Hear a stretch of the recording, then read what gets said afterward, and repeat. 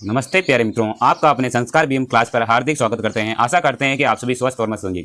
आज अपन राजस्थान का नया भूगोल और कला संस्कृति पर विस्तार से चर्चा करेंगे। तो प्यारे मित्रों, आपको अंत तक बने रहना है, 100% बेनिफिट उठाना है। जी बिल्कुल, अपन विस्तार से चर्चा करेंगे सभी टॉपिक के बारे में। बिल्कुल जी, तो क्या क्या पढ़ेंगे आज अपन? शाहपुरा जिला दर्शन करेंगे, बिल्कुल सटीक से सही जानकारी के साथ, मैप के साथ करेंगे। और यहाँ पर कौन कौन से क्रांतिकारी हुए और कला संस्कृति में क्या क्या, इसमें खनिज क्या क्या उत्पादन होता है, यहाँ पर कौन कौन सी नदी प्रवाहित होती है यहाँ पर। इसके अलावा अपन देखेंगे यहाँ पर फट चित्रण का कार्य किया जाता है।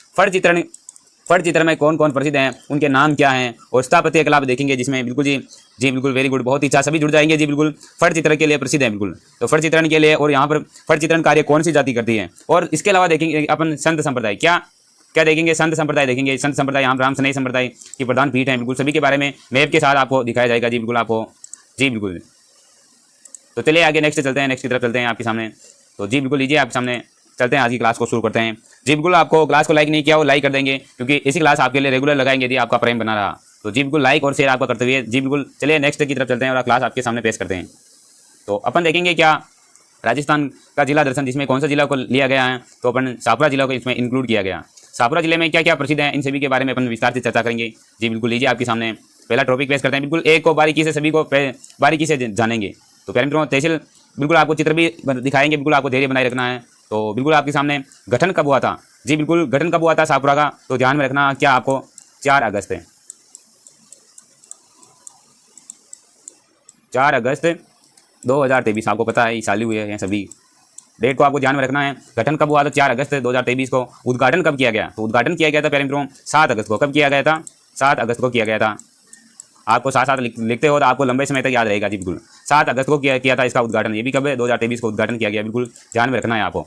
गठन और उद्घाटन आपके लिए बिल्कुल महत्वपूर्ण है। और संभाग है, तो इसको कौन से वाले संभाग में दर्जा मिला दिया, कौन से अजमेर संभाग में इसका शामिल कर दिया गया, बिल्कुल कौन सा हो जाएगा, अजमेर संभाग को लोग कर देते हैं। कौन से संभाग में शामिल है, अजमेर संभाग में शामिल है। और आपको ध्यान में रखना है भीलवाड़ा से अलग हुआ शाहपुरा। और भीलवाड़ा कहाँ पर है, जी बिल्कुल एक नॉलेज के लिए, भीलवाड़ा कौन से संभाग में चला गया था, भीलवाड़ा उदयपुर संभाग में चला गया। पहले अजमेर संभाग में था, लेकिन अब कौन से संभाग में है, भीलवाड़ा उदयपुर संभाग में है।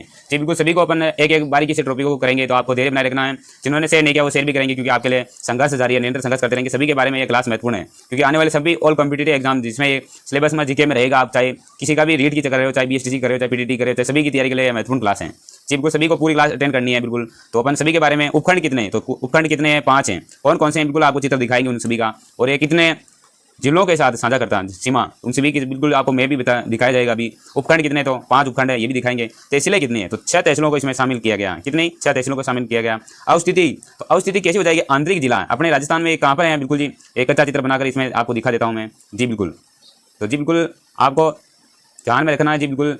तो अपने राजस्थान में ये कहाँ पर है, यहाँ भीलवाड़ा है, यहाँ पर इसी के पास में ये यहाँ पर है, अजमेर यहाँ ऊपर है जी बिल्कुल, इस तरफ बूंदी है, ये भीलवाड़ा है जी बिल्कुल। आपको मैं दिखाएंगे अभी, अवस्थिति आपको पता चल गया। और जी बिल्कुल ये कौन सा जिला है, तो ये बिल्कुल क्या हो जाएगा, अंतर्वर्ती जिला है। अवस्थिति में क्या हो जाएगा, अंतर्वर्ती जिला है।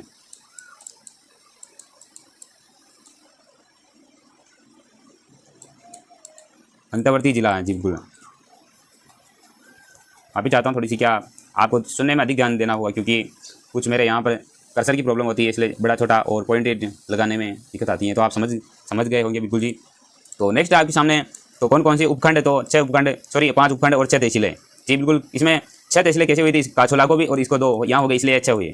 जबकि उपखंड तो कितने हैं, उपखंडों की संख्या कितनी है, 5 है उपखंड है, 5 उपखंड है, तहसीलों की संख्या 6 है बिल्कुल। आपके हम शाहपुरा, ताजपुर, काछोला, फुलिया कला, बनेड़ा और कोटड़ी, ये 6 क्या तहसीलें हैं। तो बिल्कुल शाहपुरा इसमें बीच में दिया हुआ है, इसके बाईं तरफ बनेड़ा है और दाईं तरफ जहाजपुर है, ऊपर क्या अंदरों फुलिया कला है, और नीचे कोटड़ी के पास में ही काछोला है, ये शामिल है बिल्कुल। आपको मैप को भी ध्यान में रखना है। आप देखते हैं कि राजस्थान का मैप देते हैं, राजस्थान का मैप में कहाँ पर है, तो कौन कौन सी सीमाएं साझा करती है, तो चलिए मैं दिखा देता हूँ आपको।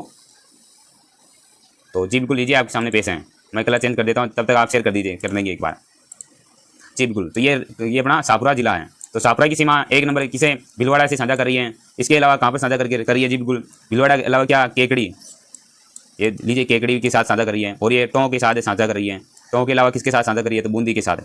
किसके साथ, बूंदी के साथ। तो कितने जिले के साथ साझा करिए, तो 4 जिलों के साथ। कितने जिलों के साथ, 4 जिलों के साथ साझा करिए जी बिल्कुल। आपको ध्यान में रखना, बिल्कुल मैप में साथ भी देखेंगे, आप याद रखेंगे तो आपको लंबे टाइम तक याद रहेगा जी बिल्कुल। तो पहला नंबर कौन सा हो जाएगा, 4 हैं, तो कौन कौन से 4 हैं, तो पहला नंबर में कर देते हैं अपन भीलवाड़ा। क्या, भीलवाड़ा में किस साथ साझा करती है। और इसके बाद किसके साथ साझा करती है, तो ऊपर क्या है, केकड़ी है। केकड़ी के साथ साझा करती हैं। केकड़ी के साथ फिर क्या, टोंक है, टोंक के साथ साझा करती है। फिर अंतिम क्या, बूंदी के साथ साझा करती है। तो बिल्कुल आपको कितने डिस्ट्रिक्ट के साथ, तो ये 4 डिस्ट्रिक्ट के साथ अपनी सीमा साझा करती है। बिल्कुल आपको ध्यान में रखना में जी बिल्कुल। तो जी बिल्कुल चलते हैं नेक्स्ट की तरफ चलते हैं। बिल्कुल आगे कौन सा वाला टॉपिक लेते हैं, सभी के बारे में विस्तार से चर्चा करेंगे अपन। जी बिल्कुल। नेक्स्ट है आपके सामने यहाँ पर कौन कौन से खनिज हैं। क्या अपन भूगोल लेते हैं, भूगोल की क्या क्या विशेषता है, भूगोल में क्या बदलाव हुई है। तो भूगोल में आता है क्या, खनिज। तो खनिज के लिए कौन कौन से दिया, अभ्रक, आपने सुना होगा भीलवाड़ा को अभ्रक नगरी कहा जाता है। अभ्रक कहाँ पर, यहाँ पर है तो कुछ स्थान यहाँ पर है, तो आपको ध्यान में रखना है। क्या, अभ्रक है जी बिल्कुल, अभ्रक को आपको ध्यान में रखना है जी बिल्कुल। खनिज मुख्य रूप से कहाँ है, अब शाहपुरा जिले में है। तो उत्पादन क्षेत्र कौन कौन से हो जाएगा, कौन कौन से, जहाजपुर, जहाजपुर, इसके अलावा क्या, बनेड़ा। आप समझ लीजिए, मैं क्या थोड़ा सा स्क्रीन पर, बनेड़ा, और इसके अलावा फूलिया कला। क्या,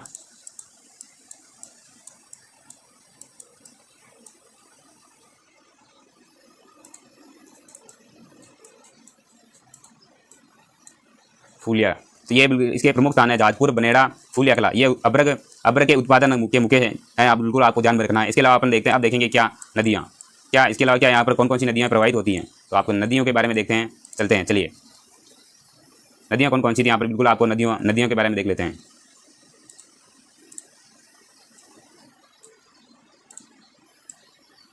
तो नदियाँ आपके सामने कौन कौन सी नदियों का यहाँ पर होकर गुजरती हैं। तो बिल्कुल आपको ध्यान में रखना है, कौन सी नदी है, तो बनास नदी। मुख्य रूप से कौन सी, बनास नदी आपके सामने दिखी हुई। और इसका उद्गम कहाँ से हो रहा था, खमनोर की पहाड़ियाँ, राजसमंद से बनास नदी निकल कर आ रही, आपने पढ़ा होगा जी बिल्कुल। क्या हो जाएगा, खमनोर, राजसमंद, खमनोर की क्या, पहाड़ियाँ, खमनोर की पहाड़ियों से निकल कर आ रही है। कमनौर की पहाड़ियों से कहाँ पर है, ये तो राजसमंद में, क्या, राजसमंद में स्थित है। बिल्कुल आपको ध्यान में रखना है, राजसमंद में स्थित हैं। और इसके अलावा कौन कौन सी नदियाँ हैं, उनकी और नदियों को देखते हैं। बनास नदी बिल्कुल देख ली है अपन को। और इसके अलावा देखते हैं जी बिल्कुल, लीजिए आपके सामने खारी नदी। कौन सी नदी, खारी नदी। तो खारी नदी का उद्गम स्थल कहाँ पर है, तो जी बिल्कुल बिजराल की पहाड़ियाँ राजसमंद से निकलती हैं। कहाँ से हो जाएगा उद्गम,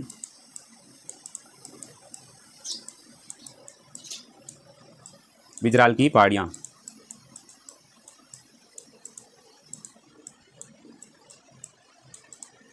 बिजराल की पहाड़ियाँ, और यदि राजसमंद जिला हो जाएगा। थोड़ी सी कर्सर की प्रॉब्लम हो जाती है, उसके लिए माफ़ी चाहते हैं। आपको आवाज़ क्लियर आ रही होगी, मुझे ऐसे आशा है आपसे। जी बिल्कुल, बिजराल की पहाड़ियाँ, खारी नदी का उद्गम हो रहा है, ये भी शाहपुरा जिले से होकर गुजर रही है, तो ध्यान में रखना है आपको। और बनास नदी की ये सहायक नदी है, किसकी है, बनास नदी की, किसकी है, बनास नदी की सहायक नदी है। कौन सी नदी है, खारी नदी बनास नदी की सहायक नदी है। इसके अलावा कौन सी, कोठारी नदी। तो कोठारी नदी की तरफ चलते हैं, बिल्कुल लीजिए कोठारी नदी। तो कोठारी नदी की क्या क्या विशेषताएं हैं, अपन कोठारी नदी के बारे में देख लेते हैं। तो कोठारी नदी ये कहाँ से निकल रही है, किसके लिए प्रसिद्ध है। तो कोठारी नदी का उद्गम दिवेर की पहाड़ियाँ राजसमंद से हो रहा है, बिल्कुल दिवेर की पहाड़ियाँ राजसमंद से हो रहा है। और सहायक नदी किसकी, ये भी बनास की सहायक नदी है। नंदराई में कोटड़ी सापुरा से, ये क्या किसमें, कोटड़ी सापुरा में ये इसे मिल रही है, इसलिए आपको कोठारी नदी पढ़ाई जा रही है। तो उद्गम स्थल देख लेते हैं, उद्गम स्थल कहाँ हो जाएगा, कोठारी नदी का उद्गम स्थल दिवेर की पहाड़ियाँ, कहाँ की,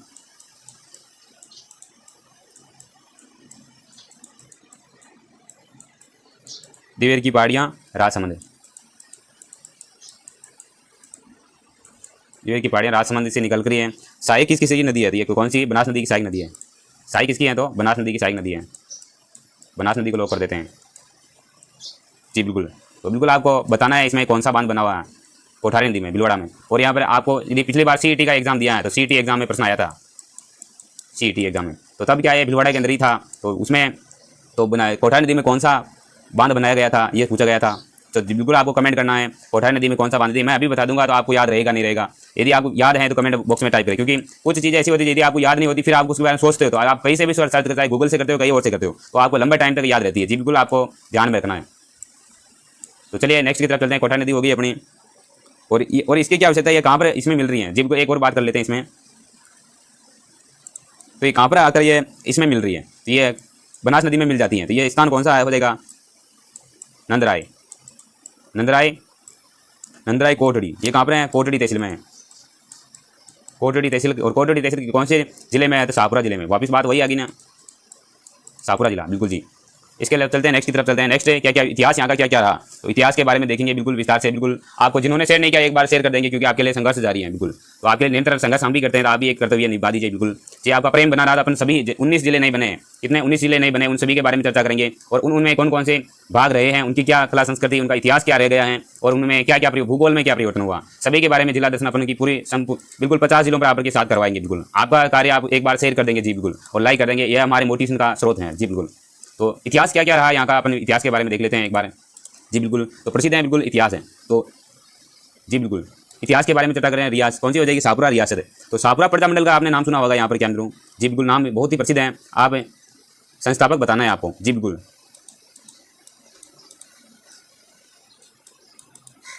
शाहपुरा प्रजामंडल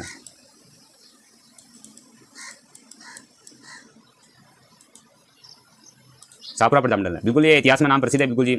और इसकी क्या क्या है स्थापना, तो स्थापना कब हुई थी 1938 में बिल्कुल। स्थापना पूछी गई जी बिल्कुल, वेरी वेरी मोस्ट लगा देंगे बिल्कुल अभी से बिल्कुल। राजस्थान पुलिस है, रीड सभी के लिए महत्वपूर्ण, रीड के लिए सभी के लिए महत्वपूर्ण क्लास है बिल्कुल, सीईटी सभी के लिए। तो आप बिल्कुल इसको मोस्ट लगा देंगे बिल्कुल, मोस्ट लगा देंगे जी बिल्कुल। शाहपुरा रियासत है, तो इसकी स्थापना कब हुई थी 1938 में। इसकी स्थापना संस्थापक, तो संस्थापक कौन हो जाएगा, रमेश चंद ओझा। कौन हो जाएगा, रमेश चंद ओझा हो जाएगा। और लादूराम व्यास है और अभय सिंह, सॉरी जी बिल्कुल, दो नाम इसके मुख्य हैं। तो क्या, रमेश ओझा,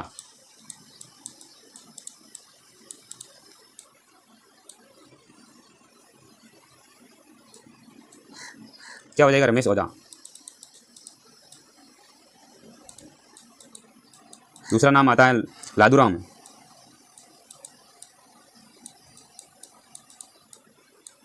लादूराम व्यास है, लादूराम व्यास। और अध्यक्ष कौन हो जाएगा यहाँ का जी बिल्कुल, आपको अध्यक्ष के बारे में भी ध्यान में रखना। तो अध्यक्ष कौन हो जाएगा, अभय सिंह डांगी। क्या हो जाएगा बिल्कुल, क्लास चल रही थी उसके लिए कुछ एरर के माफी चाहते हैं। तो इतिहास के बारे में अपन रियासत है, शाहपुरा रियासत है बिल्कुल। इसके बारे में प्रजामंडल के बारे में भी पूछा जाता है, तो इतिहास के बारे में रियासत प्रसिद्ध है बिल्कुल जी। और इसकी स्थापना कब हुई थी, 1938 में हुई थी जी बिल्कुल, 1938 में हो गई थी। संस्थापक कौन कौन हो जाएगा जी बिल्कुल, रमेश चंद ओझा और लादूराम व्यास है। और अध्यक्ष है, अध्यक्ष की बात की जाए तो अध्यक्ष कौन हो जाएगा, अभय सिंह डांगी। और इसका क्षेत्रफल और जनसंख्या, और क्या अंदर क्षेत्रफल और विशेषता क्या इसकी, क्षेत्रफल क्या, क्षेत्रफल और क्या जनसंख्या में, और दूसरी क्या जनसंख्या में।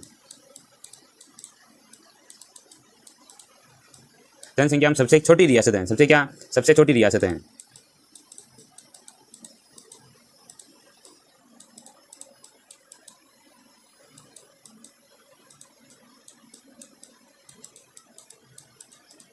सबसे छोटी रियासत है बिल्कुल जी बिल्कुल, ध्यान में रखना है आपको। इसके अलावा राजस्थान में विलय, तो बिल्कुल मुख्य भूमिका है राजस्थान में विलय। दूसरे चरण में हुआ था, कौन से चरण में हुआ था, दूसरे चरण में इसका विलय हो गया था।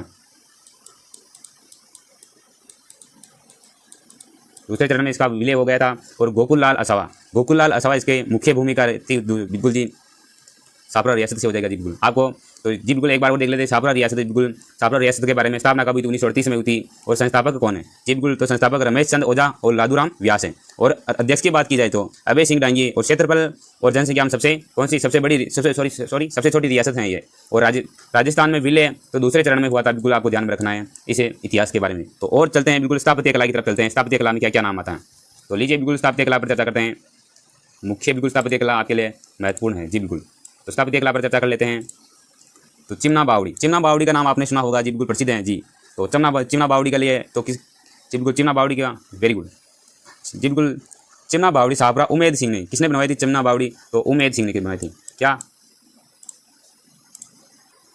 हो रहा, उमेद सिंह ने इसका निर्माण करवाया था।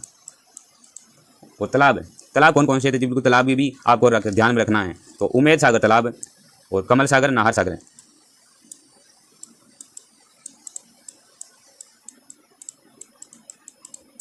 उमेद सागर तालाब और उसके अलावा कमल सागर तालाब, कमल सागर तालाब और नाहर सागर तालाब। तीसरा कौन सा हो जाएगा,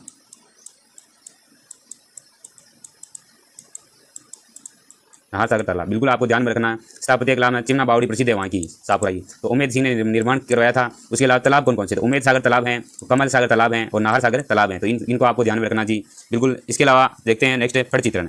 तो फट चित्रण के बारे में कौन कौन सी फट चित्रण, फट चित्रण का नाम कौन कौन से आता है जो कि प्रसिद्ध है, कई बार एग्जाम में पूछा गया। और देवनारायण जी की फट से लेकर बिल्कुल रामदेव जी की फट, सभी के बारे में चर्चा करेंगे। तो आपको बिल्कुल धैर्य बनाए रखना है, बिल्कुल क्लास को एंजॉय के साथ लेनी है जी। बिल्कुल देखते हैं फट चित्रण। फट चित्र प्रसिद्ध है, बिल्कुल आपको ध्यान में रखना है। फट प्रसिद्ध है, किसके लिए प्रसिद्ध है जी? बिल्कुल, तो कौन सा केंद्र हो जाएगा? शाहपुरा इसका केंद्र हो जाएगा। शाहपुरा, शाहपुरा इसके लिए प्रसिद्ध है। फट चित्रण कार्य, तो फट चित्रण कार्य जोशी परिवार में होता है, चितेरा और चितेरी, ध्यान में रखना। कौन सा परिवार हो जाएगा? तो जोशी परिवार। जोशी परिवार को लॉक कर देते हैं, जोशी परिवार इसका करेक्ट आंसर हो जाएगा। और जिसमें जोशी परिवार में क्या, तो जी बिल्कुल चितेरा, क्या बोलते हैं उसको? चितेरा, चितेरा और चितेरी, चितेरी, चितेरा और चितेरी जी बिल्कुल, पुरुष और महिला उसी प्रकार जी बिल्कुल। और जनक, फट चित्रण की शुरुआत किसने की थी? उसका जनक कौन हो जाएगा? तो जी बिल्कुल महत्वपूर्ण है, बिल्कुल आपको ध्यान रखना है। फट चित्रण जो कि शाहपुरा की प्रसिद्ध है, लेकिन उसमें जनक पूछा जाए तो जनक कौन हो जाएगा? पांचवाजी जोशी को लो कर देते हैं। क्या हो जाएगा? प्रमुख व्यक्ति कौन हो जाएगा? पांचवाजी जोशी या पांचाजी जोशी, बिल्कुल आप समझ सकते हो जी बिल्कुल।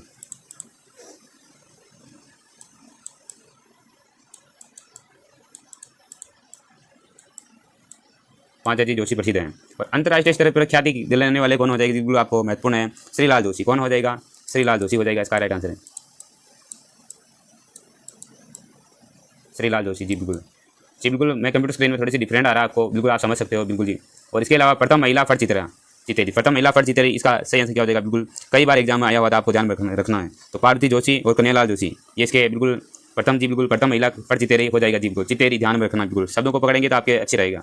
तो पार्वती नाम फर्स्ट आता है,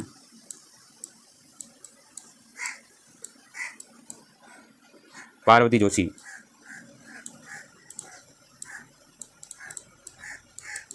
उसके अलावा कैंडिडेट हैं कन्हैयालाल जोशी, क्या हो जाएगा? कन्हैयालाल जोशी हो जाएगा जी बिल्कुल, आप ये समझ लेना यहाँ से, कन्हैयालाल जोशी। और इसके अलावा अन्य महिला चितेरे में जी बिल्कुल गोमती लाल को, सॉरी गोमती देवी की, क्या हो जाएगा? देवी, गोमती देवी, बिल्कुल एक बार वो देख लीजिए। फट चित्रण शाहपुरा के अंदर बिल्कुल प्रसिद्ध है। फट चित्रण कार्य तो जोशी परिवार चितेरा चितेरी में प्रसिद्ध है, बिल्कुल कार्य किया जाता है। और जनक कौन हो जाएगा? पांचाजी जोशी इसके जनक है।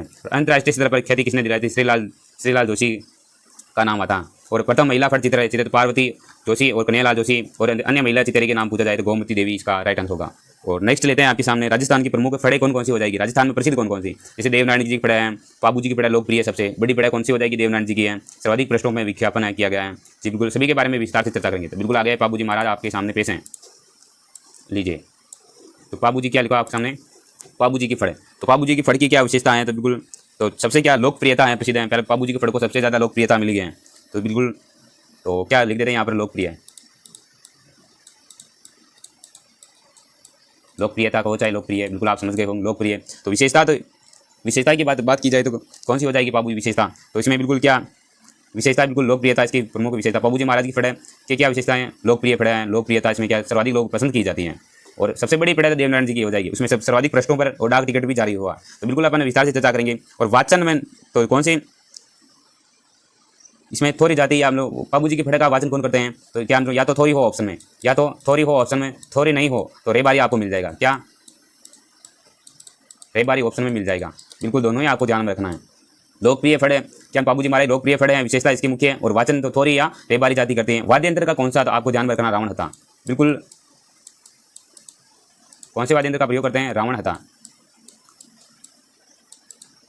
रावण हथा वाद्य यंत्र का प्रयोग करते हैं। तो रावण हथा एक किस प्रकार का वाद्य यंत्र? कई बार एग्जाम में आया हुआ, बिल्कुल ये आपकी डिटेल बिल्कुल मोस्ट है, आपको पहले आती है, बहुत अच्छी बात है, मुझे खुशी हुई कि आपको आती है। नहीं आती तो बिल्कुल आपको कभी नहीं भूलना, बिल्कुल ये प्रसिद्ध बिल्कुल आपके सामने नेम बिल्कुल क्या निश्चित पॉइंट आपके सामने पेश हैं। तो बिल्कुल ध्यान में रखना है। तो कौन सा वाद्य यंत्र? तो बिल्कुल रावण हथा। कौन से वाद्य यंत्र? तार, तद वाद्य यंत्र। कौन सा? तद, जिसमें क्या अंदर तार बने तार लगे हुए थे। किस प्रकार का? तार लगे हुए थे होते इसमें, तद यानी तार लगे हुए थे इसमें, वाद्य यंत्र बिल्कुल प्रसिद्ध है। इसके अलावा अपन देख लेते हैं देवनारायण जी की फड़े के बारे में भी कुछ। और देवनारायण जी की फड़े क्या आपको पता है? जी बिल्कुल आपने नाम सुना होगा, BSc एग्जाम दिया है बिल्कुल आपने, तो देखते हैं जी बिल्कुल। तो इसकी क्या क्या विशेषताएं हैं? तो फड़ की मुख्य रूप से आपको ध्यान में रखना है।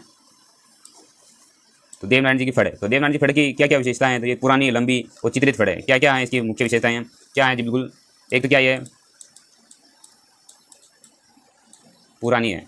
क्या, सॉरी मैं कुछ यहाँ टाइपिंग में सही नहीं लिख पा रहा हूँ जी। बिल्कुल क्या लिखा है यहाँ पर जी? बिल्कुल लीजिए, कहाँ गया सर? पुरानी है। क्या ये सबसे पुरानी है? और क्या अंदर लंबी भी है? लंबी है। इसके अलावा क्या चित्रित हैं, बिल्कुल चित्रण किया गया, सर्वाधिक चित्रित हैं, चित्रित किया गया। इसके अलावा अपन वाचन, तो वाचन अधिकांश कौन करते हैं,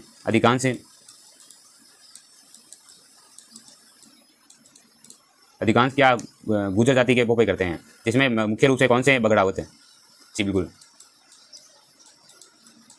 तो मुख्य पोपे कौन से हो जाएगा, बगड़ावत इनमें हो जाएगा। और वाद्य यंत्र, तो बिल्कुल आपको वाद्य यंत्र को बिल्कुल लो करना है। वाद्य यंत्र से कई बार प्रश्न आया, तो जंतर वाद्य यंत्र का प्रयोग करते हैं। क्या जंतर वाद्य यंत्र का फड़ का वाचन करते समय जंतर वाद्य यंत्र का प्रयोग करते हैं, तो बिल्कुल मुख्य हैं। और इसके अलावा एक बात और पूछी जाती है, बड़े बड़े एग्जाम, RS तक एग्जाम में पूछी जाती है, इनका डाक टिकट कब जारी हुआ।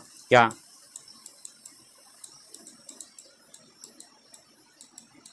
डाक टिकट कब जारी हुआ, तो डाक टिकट कब जारी हुआ था, 2 सितंबर 1992 को जारी हुआ था। कब है,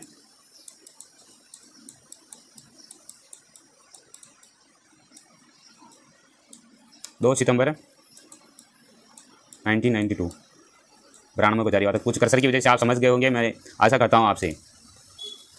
तो नेक्स्ट लेते हैं, बाबा रामदेव जी बिल्कुल आपके सामने पेश हैं, बिल्कुल प्रसिद्ध स्थान है आपके सामने बिल्कुल, और लोक आस्था का सबसे बड़ा केंद्र है। राजस्थान में आस्था का सबसे बड़ा केंद्र है बाबा रामदेव जी हो जाएगा। इनकी फड़ का वाचन के बारे में देख लेते हैं। वाचन कौन करता है, तो बिल्कुल कांबड़ जाति की महिलाएं करती है। कौन करती हैं, कांबड़ जाति की महिलाएं इनका वाचन करती हैं। किसका वाचन करती हैं, बाबा रामदेव जी फड़ का वाचन करते हैं, कांबड़ जाति की महिलाएं। वाद्य यंत्र तो कौन सा, इसमें भी कौन सा, रावण हथा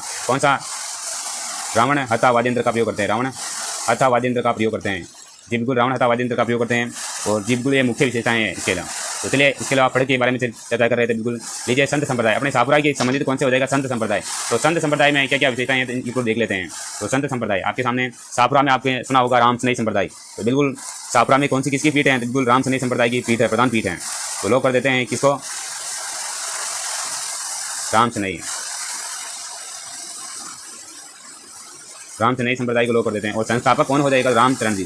राम स्नेही से ही होगा क्या, रामचरण जी महाराज। तो लोग कर देते हैं किसको, राम जी, बिल्कुल रामचरण जी को, रामचरण जी महाराज हो जाएगा, रामचरण जी महाराज इसका राइट आंसर हो जाएगा। और ग्रंथ कौन सा, तो बिल्कुल अर्ण में मेली वाणी इसका ग्रंथ हो जाएगा। बिल्कुल जी आपको ध्यान में रखना है, कौन सा वाला लोग कर देते हैं, अर्ण मेली वाणी, मेली वाणी इसको लो कर देते हैं। बिल्कुल राइट है। महोत्सव, तो आपने फूल डोल महोत्सव प्रसिद्ध है, बिल्कुल क्या, फूल डोल महोत्सव यहाँ का प्रसिद्ध है, विश्व प्रसिद्ध है। फूल डोल महोत्सव प्रसिद्ध है, फूल डोल महोत्सव यहाँ का प्रसिद्ध है। बिल्कुल आपको ध्यान में रखना है, नोटिस करना है। फूल डोल महोत्सव प्रसिद्ध है, मोस्ट है, बिल्कुल आपको ध्यान में रखना है। क्या करना है, ध्यान में रखना है, बिल्कुल मोस्ट है जी, बिल्कुल फूल डोल महोत्सव। और आयोजन, तो आयोजन कब होता है, चैत्र प्रतिपदा से पंचमी तक। कब है, चैत्र प्रतिपदा से, बिल्कुल चैत्र कृष्ण एकम। चैत्र क्या, मैं केवल एक शब्द लिख दूंगा, कृष्ण एकम। कृष्ण एकम से लेकर कृष्ण पंचमी तक। क्या, वापिस से कृष्ण पंचमी तक, तो चैत्र कृष्ण एकम से लेकर कृष्ण वापिस क्या, पंचमी तक इसका बिल्कुल आयोजन रहता है। बीच में आपको ध्यान में रखना है जी, बिल्कुल प्रसिद्ध है, बिल्कुल आपको ध्यान में रखना है। कुछ बारिश की वजह, बारिश आ गई थी, उसकी माफ़ी चाहते हैं, आवाज़ में कुछ दिक्कत हुई हो तो जी बिल्कुल। इसके अलावा चलते हैं नेक्स्ट की तरफ, बिल्कुल मुख्य बातों पर चर्चा करेंगे, फालतू की कोई बातें नहीं करेंगे जी बिल्कुल। तो आपको भी शेयर करना बनता है, बिल्कुल आपको शेयर करना अपने मित्रों के साथ आएगी, और क्लास को लाइक करना। तो नेक्स्ट है आपके सामने क्या लिखा, राम स्नेही संप्रदाय की पीठ है। राम स्नेही संप्रदाय की पीठ कौन कौन सी हो जाएगी, तो मुख्य बिल्कुल आपको ध्यान में रखना, और संस्थापकों को भी भूमिका रहती है, तो आप संस्थापकों को भी नोटिस करना। तो कौन सी, राम स्नेही संप्रदाय की जी बिल्कुल अपन अभी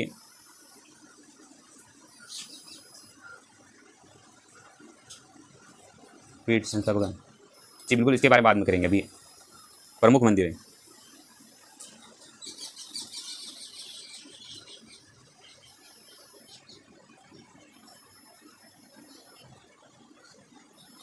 चलो ले लेते हैं, कोई बात नहीं, फिर मौका मिला ना मिला। तो फिर प्रमुख कौन कौन हो जाएगा जी, बिल्कुल आपको ध्यान में रखना है। बिल्कुल संस्थापक की, बिल्कुल जी संस्थापक कौन हो जाएगा, शाहपुरा जी बिल्कुल, तो रामचरण जी हो जाएगा। और रेण क्या है, तो रेण क्या है, ये दरिया जी नागौर से इनका संबंध हो जाएगा बिल्कुल, लेकिन ये यहाँ पर है इसलिए इसको आपको ध्यान में रखना है जी बिल्कुल।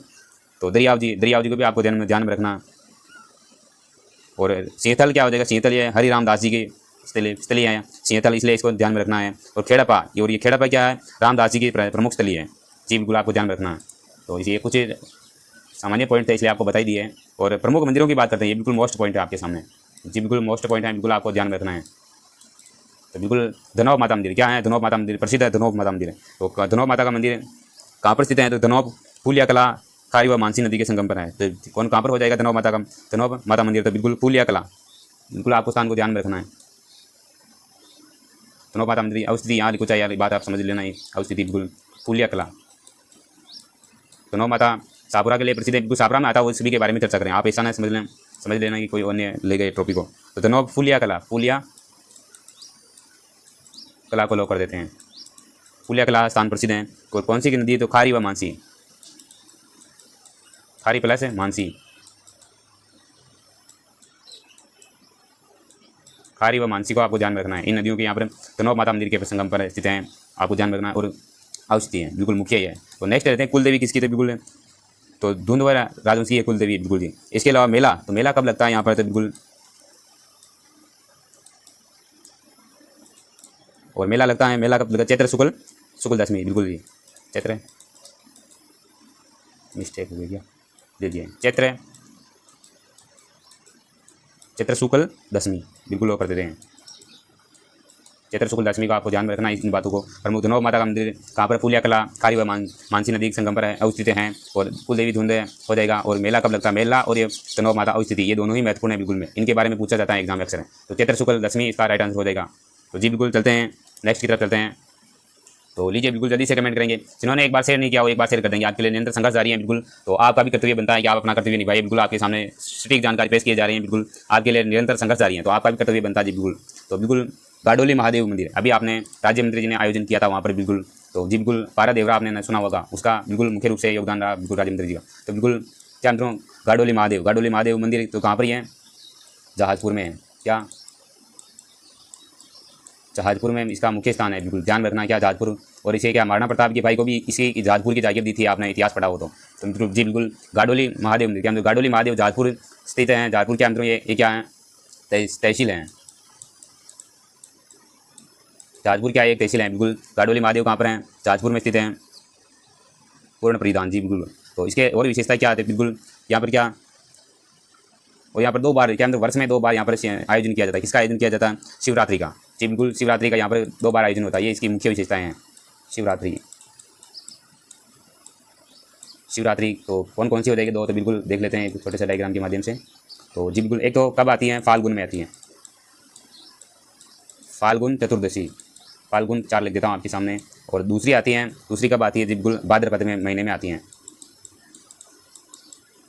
भाद्रपद माह में आती हैं, बिल्कुल आप समझ गए होंगे जी बिल्कुल। और देवतलाई कहाँ के लिए प्रसिद्ध हैं? जी बिल्कुल प्रसिद्ध हैं। ये कहाँ पर पड़ती थी? कोटड़ी में पड़ती है। ये जहाजपुर में पड़ती हैं। गाडोली महादेव जहाजपुर में पड़ता है। देवतलाई कहाँ पर पड़ती हैं? तो देवतलाई कोटड़ी में पड़ती हैं। कोटड़ी भी क्या है? तहसील है। कोटड़ी क्या है? एक तहसील है। मैं लिख देता हूँ कोटड़ी। तो कहाँ पर पड़ती हैं ये? बिल्कुल जी आपको ध्यान में रखना। कोटड़ी, देवतलाई सॉरी मैंने देवतलाई बोला ना, हाँ जी बिल्कुल देवतलाई है, देवनारायण जी के लिए प्रसिद्ध है। भगवान कौन हो जाएगा? देवनारायण जी,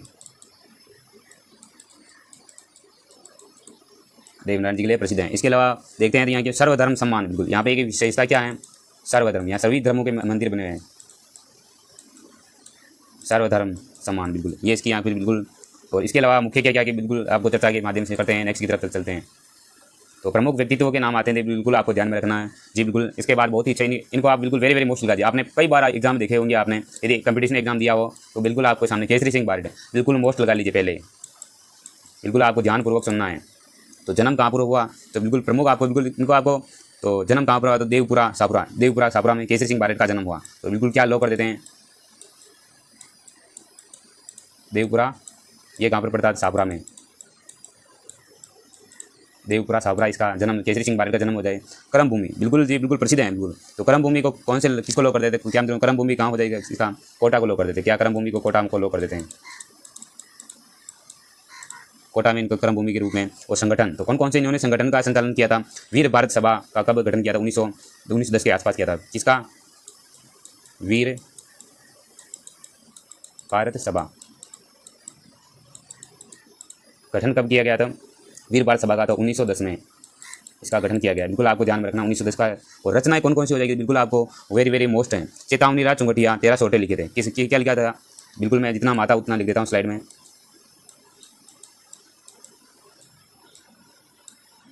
चेतावनी के चुंगटिया चलो कर देते हैं। चेतावनी के चुंगटिया, कुछ यार ज़्यादा निकल गया, चुंगटिया। और जिसमें क्या 13 सोरठे लिखे थे, कितने 13 सोरठे लिखे थे, बिल्कुल आपको ध्यान में रखना है। 13 सोरठे लिखे थे जी, बिल्कुल ध्यान में रखना। इसके अलावा जेल, इनके कौन सी जेल में रखा गया, तो हजारीबाग जेल में इनको रखा गया। कौन सी जेल हो जाएगी, हजारीबाग जेल।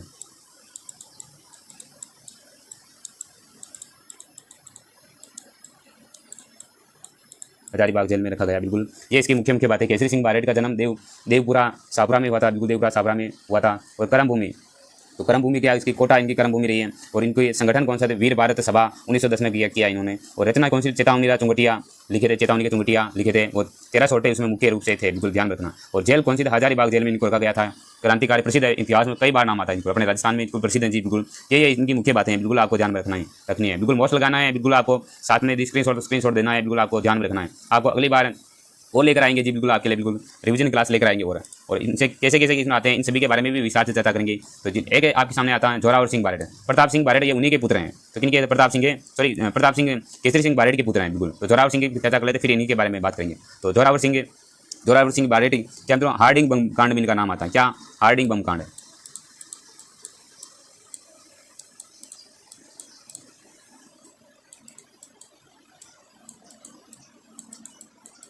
हार्डिंग बम कांड में इनका नाम आता है जी, बिल्कुल। और इन्होंने क्या, वैराग्य जीवन जिया था। वैराग्य जी में क्या, और इनके सहयोगी बिल्कुल अमरदास बैरागी। और राजस्थान का चंद्रशेखर इन्हीं को कहा जाता है, बिल्कुल। अमरदास बैरागी भी नाम इन्हीं का बारे में कहा जाता है। और इनके बारे में और क्या कहा जाता है, तो बिल्कुल राजस्थान का चंद्रशेखर, इनको बिल्कुल ध्यान में रखना है। क्या, अपने राजस्थान के चंद्रशेखर कहते हैं। क्यों कहते हैं, तो इनका भी कारण बताएंगे। राजस्थान के चंद्रशेखर कहते हैं इनको। और इनकी बातें बिल्कुल, इनके अमरदास बैरागी भी इनको कहते हैं, क्योंकि आपको चंद्रशेखर क्यों कहते हैं, ये हाथ नहीं, इन लोग पकड़ में नहीं आए थे, बिल्कुल। जोरावर सिंह बारेट हार्डिंग बम कांड में इनका बिल्कुल भूमिका रखी थी इन्होंने। राजस्थान के चंद्रशेखर ये कहलाते हैं, बिल्कुल आपको ध्यान में रखना। और प्रताप सिंह बारेट केसरी सिंह बारेट के पुत्र हैं। किसके, केसरी सिंह बारेट के पुत्र हैं।